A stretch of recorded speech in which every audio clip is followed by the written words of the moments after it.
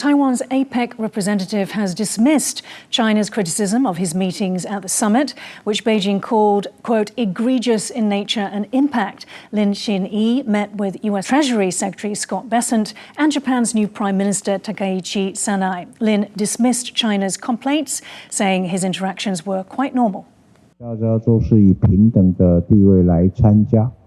所以，所有的领袖跟代表，大家这边的交流是很正常的状况，也很合理的状况，所以我想，这个没有什么奇怪的，这种互动都很多嘛，我们也跟很多的领袖都有很多的这个互动跟沟通嘛，所以这是很正常的事情。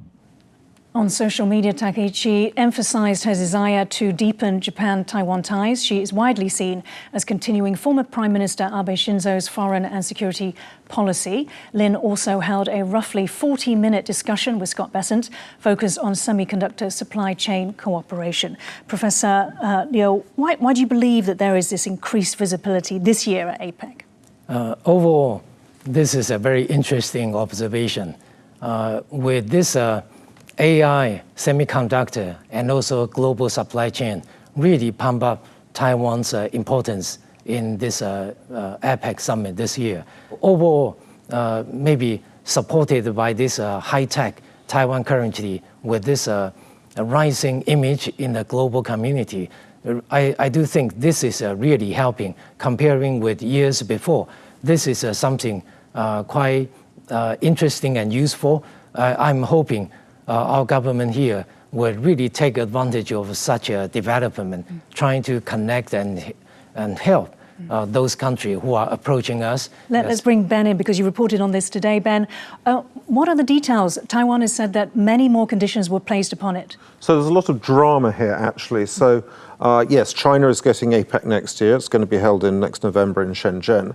So Taiwan says that it was promised last year by China that it would guarantee so-called equal participation for Taiwan at the summit. This was when it was petitioning to hold it. Absolutely. Yep. Now, then the Chinese Foreign Ministry yesterday in a written statement said that the basis for Taiwan's participation is based on the One China principle, which basically means that Taiwan has to accept that it is part of One China. Now, of course, the Taiwanese government rejects that.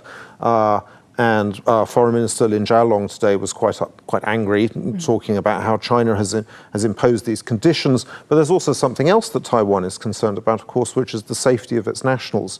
President Lai, China believes to be a separatist and refuses to talk to him. So there's no way for the two governments to talk to each other. So the prospect of Taiwanese officials going to China next year presents all sorts of interesting diplomatic problems.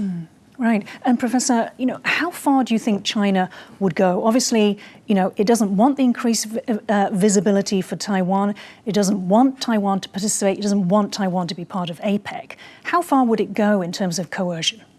Over the last 20-some years, actually, China hosted 2 rounds of APEC Summit back in 2016 and also 2001. In one of the years, our government here protested because it happens that every time when the relations went sour, then this is a concern when China hosts it. But my belief is there is an international organizational institutional experience. They will have to follow these patterns. But on top of this time is a difference. China re-emphasized One China principle. So as long as everything goes through without really touching upon these sensitivities, I don't think people were concerned about their safety when they travel to China. Because after all, if you apply for those senior officials from Taiwan participating in APEC Summit next year, if China agree, I don't think they will just trying to manage to influence their personal freedoms when they are in China.